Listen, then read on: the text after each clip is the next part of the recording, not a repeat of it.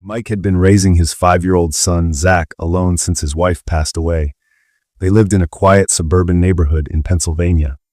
Zach was a bright, cheerful kid, but one morning something shifted. Over breakfast, Zach looked up and said, "Daddy, Red Shirt Man said you should lock the windows tonight." Mike paused. "Who's Red Shirt Man?" Zach smiled, chewing his cereal. "He's my new friend. He sits outside my window every night." Mike tried to laugh it off. He figured it was just another imaginary friend, like most kids have. But when he went to lock the window in Zach's room that night, he noticed something odd. There were fingerprints on the outside of the glass. The next day, Mike pressed Zach about his friend. "What else does Red Shirt Man say to you?" Zach replied without blinking. "He said he got hurt in the field, that someone took his hand and buried it under a tree." Mike felt his skin crawl. "Where did you hear that?" "He told me. He says he can't leave until someone finds him." Mike's stomach turned. That was specific. Too specific. That night, out of curiosity, he Googled hand missing murder plus Pennsylvania. The very first result was a cold case from 2002. A man named John Redfield reported missing. His body was never recovered, only his severed hand, discovered in a wooded field less than 10 miles away. Mike froze. John Redfield. Red Field. Red Shirt Man. Zach kept talking about the field all week. He even drew pictures. Trees, a hand sticking up from the dirt, and a man with a red shirt smiling.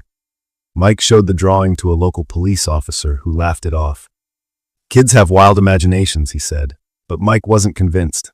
Something inside him told him to take it seriously. One afternoon, he took Zach to the park near the field from the old case. As they walked by the woods, Zach suddenly stopped and pointed. "That's the tree. That's where he's hiding." Mike's heart pounded. "Zach, are you sure?" Zach nodded. "He's under the ground. He wants you to help him." Mike stared at the dirt. It looked undisturbed. Still, he marked the tree's location in his phone. That night, he made an anonymous call to the county sheriff's department. A search team arrived 3 days later.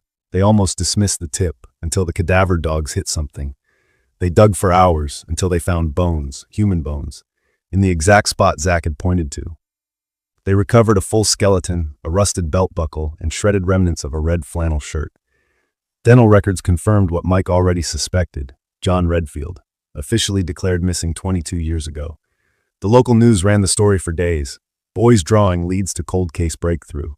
Mike refused to do interviews. How would he even explain it? That night, Mike tucked Zach into bed and asked, "Did Red Shirt Man say anything to you after today?" Zach nodded sleepily. "Yeah, he said thank you, and that he doesn't have to stay anymore." Mike swallowed hard. He kissed Zach's forehead and turned off the light. As he closed the door, Zach spoke one more time. "Now he says someone else is coming. A man with no face. He's standing behind you." Mike spun around. There was no one there, just the cold air of the hallway. But Zach was already asleep.